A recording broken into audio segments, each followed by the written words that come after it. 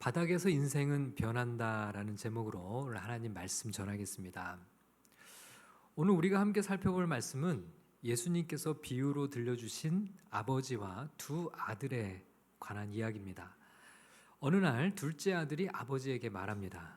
아버지여, 재산 중에서 내게 돌아올 분깃을 내게 주소서. 여러분, 이게 무슨 말인가요? 둘째 아들은 아버지가 돌아가시면 자신이 유산으로 상속받을 그걸 미리 달라는 거예요. 둘째 아들의 이런 요구가 지금 우리 문화에서는 크게 잘못되었다는 생각이 들지 않을 수도 있습니다. 부모가 일찍 재산을 증여하는 그런 경우들도 주변에서 보기 때문에 그렇죠. 그러나 예수님 당시의 문화는 그렇지 않습니다. 유산이라 함은 거의 대부분, 이 재산이라 함은 대부분이 땅이었고, 아버지가 돌아가시면 그 아버지의 땅을 상속받았어요. 그런데 아직 아버지가 멀쩡하게 살아 있습니다. 몸져 누워 있거나 임종을 앞둔 상황도 아니에요. 아버지는 매우 건강하고 활동적입니다. 이런 상황에서 아버지의 유산을 미리 달라고 한 거예요. 예수님 당시의 문화에선 감히 상상할 수 없는 그런 요구를 한 겁니다. 아버지의 권위를 무시한 정도가 아니라 살아있는 아버지를 죽은 사람 취급한 거예요. 이런 행동은 사회적으로 용인되기가 매우 어려운 것이죠. 그런데도 불구하고 아버지가 이 아들의 요구를 들어줘요. 자, 말씀에 아버지가 그 살림을 각각 나눠 주었더니라고 되어 있는데요. 자, 아들이 둘이 있는 경우에는 맏이에게는 3분의 2를 물려주고 둘째는 3분의 1을 상속받았습니다. 아버지는 둘째 아들의 요구를 듣고는 재산을 각각 나눠줬어요. 둘째 아들은 재산을 받자마자 어떻게 했을까요? 자, 13절 말씀을 보면 이렇게 돼 있어요. 같이 읽어보겠습니다. 시작. 그 후 며칠이 안 되어 둘째 아들이 재물을 다 모아가지고 먼 나라에 가 거기서 허랑방탕하여 그 재산을 낭비하더라. 여러분, 앞에서도 말씀드렸지만 재산의 거의 대부분은 뭐라고요? 땅이었어요. 자, 그 재산을 가지고 먼 나라로 가려면 어떻게 해야 되는 거예요? 이 땅을 다 판 거예요. 상속받자마자 땅을 바로 처분했습니다. 그리고 땅을 처분한 돈을 가지고는 먼 나라로 갔어요. 여러분, 한 가문에게 있어서 땅은 정말 소중한 거예요. 땅을 팔아 넘기고는 돈만 챙겨서 멀리 그냥 가버렸다는 거예요. 가족들뿐만 아니라 일가 친척, 함께 자란 친구들마저 다 버리고 멀리 떠났습니다. 둘째 아들은 그곳에 가서 무엇을 하고 싶었을까요? 자, 이 말씀이 이렇게 돼 있죠. 거기서 허랑방탕하여 그 재산을 낭비하더니, 아무도 모르는 낯선 곳에 가서는 흥청망청 유흥을 즐겼어요. 나중에 맏아들이 이 동생을 가리켜서 아버지의 살림을 창녀들과 함께 삼켜버린 아들이라고 말하는 대목이 있거든요. 이 아들은 너무 빨리 인생을 즐기고 싶어가지고 그래서 아버지의 재산을 요구한 거예요. 여러분, 이런 장면을 통해서 이 아들이 어떤 유형의 인간인지를 좀 유추해 볼 수 있을 것 같습니다. 이런 부류의 인생들은요, 삶의 모토가 있어요. 인생은 먹고 즐기는 것이다. 항상 쾌락적인 삶을 추구하고요. 사회적 규율이나 관습에 얽매이는 것은 정말 싫어합니다. 자유분방하게 살고 싶어 하죠. 호기심이 많은데 뭐든지 경험해보고 싶어 해요. 사람들의 눈치를 보는 것도 싫고 자기가 하고 싶은 대로 하면서 살아야 직성이 풀리는 타입들이죠. 누가 시키는 일을 하는 건 제일 싫어요. 그 혐오합니다. 내가 하고 싶은 대로, 내가 원하는 대로 살아가는 것이 이들의 인생 비전이에요. 미래를 준비하는 것에도 관심이 없어요. 그저 지금 이 순간이 제일 중요하죠. 자신 때문에 아버지를 비롯해서 가족들이 겪을 고통 따위엔 전혀 관심이 없습니다. 매우 이기적인 성향을 보이죠. 자기밖에 모른다라고 하면 딱 맞아요. 열심히 일해서 물려받은 재산을 더 불리고 싶은 생각도 없습니다. 수중에 돈이 생기면 그저 신이 나서는 부어라 마시라 즐기면서 흥청망청 허랑방탕하게 사는 게 이들의 삶의 방식이었어요. 자, 그렇게 재산이 다 낭비됐습니다. 여러분, 가진 돈을 가지고 쓸 때 오래 가던가요? 금방이죠. 얼마 안 가 돈은 바닥을 드러냈습니다. 설상가상으로 자신이 살던 나라에 흉년이 들었어요. 모두가 살기 어려워지니 이방인의 삶은 더욱 궁핍해졌습니다. 당장 먹을 것이 없어서 굶어야 하는 처지에 이르게 됐어요. 하는 수 없이 그 나라 백성 중 한 사람을 찾아갑니다. 일을 할 테니 먹을 것이라도 조금 얻고 싶다고 이야기했어요. 간신히 일자리를 구했습니다. 이제는 배를 고른 일은 없겠다 싶었는데 그에게 주어진 일은 들에 나가 돼지를 치는 일이었어요. 일은 했지만 허기가 가실 만큼 먹을 것을 얻지 못했습니다. 늘 배가 고팠어요. 얼마나 배가 고팠던지 이 돼지가 먹는 쥐염 열매라도 좀 얻어 먹으려고 했는데 그마저도 주는 사람이 없더라, 이렇게 되어 있습니다. 정말 비참했어요. 여러분, 자기가 돼지 뭣도 못한 존재가 된 거예요. 여러분, 순서를 기다리는데요, 돼지가 먼저 먹고 그 다음에 나은 거예요. 돼지가 먹고 남겨야 내가 먹을 게 좀 있는데 이 돼지 같은 게 하나도 안 남기고 다 먹는 거예요. 그래서 하나도 먹지를 못하고 계속 배가 고픈 거죠. 자신이 살아오면서 한 번도 겪어보지 못한 인생의 나락으로 떨어졌어요. 아버지 집에 있을 때는 많은 것을 누리며 살았습니다. 아버지에게 재산을 받아내 거액을 들고 먼 나라에 갔을 때도 신나게 누리며 살았어요. 늘 누리면서만 살았는데, 그런데 한 번도 겪어보지 않은 일을 지금 겪고 있는 거예요. 이렇게 가다가 이 낯선 땅에서 굶어 죽을 수도 있겠다라고 하는 두려움과 공포가 밀려들었을 것 같습니다. 이런 상황에 놓이자 이제야 누군가가 떠올랐어요. 누가 떠올랐을까요? 아버지가 떠오릅니다. 17절 말씀을 같이 읽어보겠습니다. 17절 시작. 이에 스스로 돌이켜 이르되 내 아버지에게는 양식이 풍족한 품꾼이 얼마나 많은가. 나는 여기서 주려 죽는구나. 어떤 장면이 떠올랐냐면요, 아버지가 많은 품꾼들을 불러다가 일을 시키고는 그 품꾼들에게 양식을 베풀 때 풍족하게 베푸는 걸 떠올렸어요. 지금 그 장면이 떠오른 겁니다. 그리고는 자기 자신이 얼마나 어리석은 인생을 지금 살고 있는지를 깨닫게 된 거죠. 내가 얼마나 철없는 철부지 같은 이기주의자였는지를 뉘우치고 있는 거예요. 자기가 하나님과 아버지에게 얼마나 큰 죄를 지었는지를 이제서 인정하기 시작합니다. 그리고 여기서 굶어 죽을 바에는 아버지에게로 가자. 죽어도 아버지에게로 가서 죽자. 여러분, 되게 아이러니한 장면인데요, 재물과 쾌락에만 눈이 멀어 아버지를 죽은 사람 취급했잖아요. 근데 자기가 죽을 만큼 고통스러우니까 이제야 아버지를 찾는 거예요. 아버지께로 돌아가기로 결심합니다.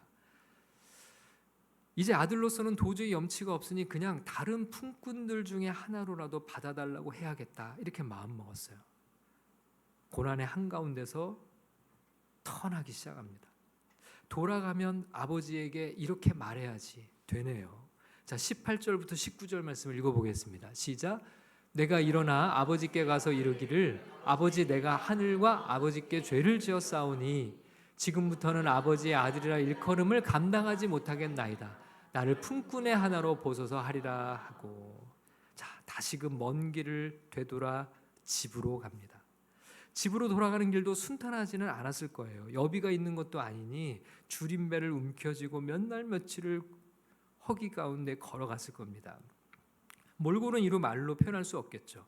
여러분, 큰 돈을 가지고 갈 때는 어땠을까요? 모두가 보란 듯이 떵떵거리며 갔을 텐데요. 그런데 완전히 빈털털이 거지 노숙자가 되어 돌아온 거예요.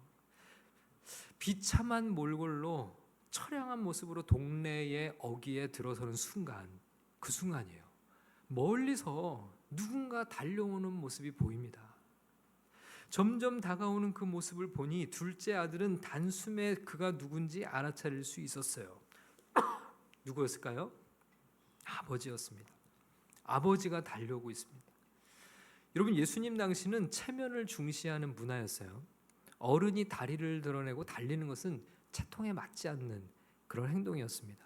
근데 아버지는 체면 따위는 중요하지 않았어요. 아버지는 한숨에 한 걸음에 달려와서는 와락 아들을 안았습니다.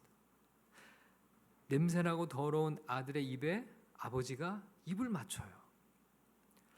아버지는 오매불망 아들을 기다리고 있었던 것이 분명합니다. 아들은 아버지를 떠났지만 아버지는 아들을 떠나보내지 못했어요. 아들에 대한 그리움과 염려를 늘 가슴에 안고 살았습니다. 언제든지 다시 돌아오기만을 애타게 기다리고 있었던 거예요. 아버지는 멀리서도 한눈에 아들을 알아봤습니다. 그의 걸음걸이만 봐도 아버지는 아들인지를 알아차렸어요. 비참한 몰골을 보고는 아버지의 마음이 무너졌을 겁니다. 아버지는 달려와 아들을 끊어 안았어요. 둘째는 지금 이런 상황이 펼쳐지리라고는 상상도 기대도 하지 못했을 겁니다. 왜요? 자기가 지은 죄를 알잖아요. 더 이상 아들의 권리를 주장할 수 없다는 걸 자기는 알고 있어요. 다만 품꾼으로만 받아줘도 내가 굶어 죽지는 않겠다는 그런 기대를 가지고 왔잖아요. 품꾼으로만 받아줘도 감지덕지한 상황인데, 근데 아버지가 달려와서 끌어안아주고, 사실은 이 상황이 스스로도 감당이 되지 않았어요. 그래서 이렇게 말합니다. 21절 말씀을 읽겠습니다. 시작. 아들이 이르되 아버지, 내가 하늘과 아버지께 죄를 지었사오니 지금부터는 아버지의 아들이라 일컬음을 감당하지 못하겠나이다 하나. 제가 하나님과 아버지께 너무나 큰 죄를 지었습니다. 이젠 아버지의 아들로 살아갈 수 없습니다. 그건 제가 감당이 안 됩니다. 하지만 아버지는 아랑곳하지 않아요. 제일 좋은 옷을 입히고 손에 가락지를 끼우고 발에 신을 신기도록 합니다. 아들은 자신이 품꾼의 자격도 없다는 사실을 잘 알고 있어요. 그러나 아버지의 마음은 아니에요. 아버지는 이 아들이 살아 돌아온 것이 너무 기쁩니다. 예수님이 이 이야기를 통해서 우리에게 보여주시고자 하는 것이 바로 여기 있어요. 아버지의 기쁨. 잃었던 아들을 되찾은 기쁨. 죽었는지 살았는지 알 수 없었던 그 아들이 살아 돌아온 기쁨. 아버지는 아들의 소문을 듣고 있었을 거예요. 땅을 팔아 먼 나라로 가서 지내고 있다는 것. 그곳에서 허랑방탕하게 지내고 있다는 것. 가진 돈을 낭비하며 지내고 있다는 것. 아들이 떠난 나라에 큰 흉년이 들었다는 것. 이런 소문이 들려올 때마다 아버지의 마음은 어땠을까요? 아들이 어떻게 살고 있는지, 낯선 나라에서 무슨 큰일을 당한 것은 아닌지 걱정이 끊이질 않았을 겁니다. 그리고는 행여라도 돌아오지 않을까? 아니, 꼭 돌아오기를 얼마나 애타게 기다렸을까요? 예수님께서는 이 아버지의 마음이 바로 우리 하나님의 마음이라고 우리에게 전해주고 계신 거예요. 아버지는 즉시 자신의 아들로 받아들였습니다.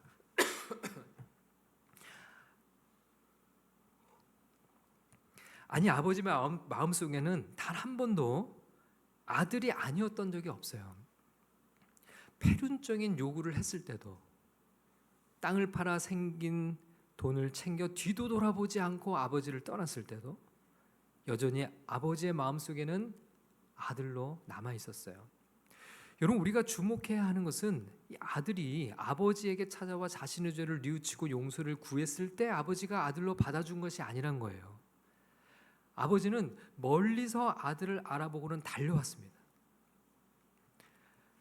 아들이 죄를 고백하고 뉘우칠 겨를도 없이 말할 틈도 주지 않고는 와락 끌어안았어요. 그리고 입을 맞췄어요. 뭐라고 말하기 전에 입을 먼저 맞춰버렸어요. 아버지께 아직 용서를 구하기 전에 일어난 일입니다.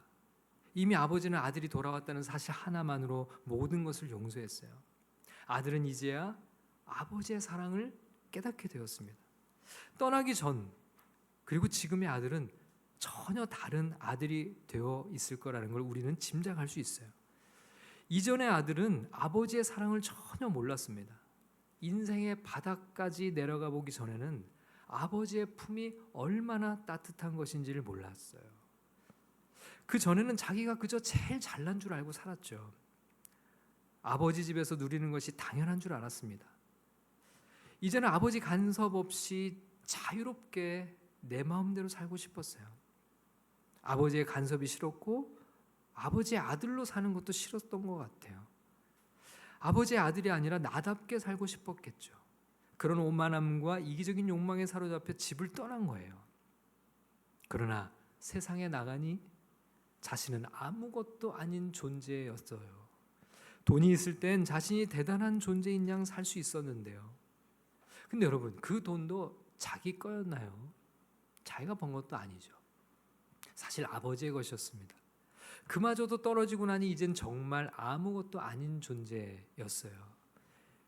이스라엘 백성들이 가증스럽게 여기는 돼지만도 못한 존재였으니까요. 짐승만도 못한 취급을 받았죠.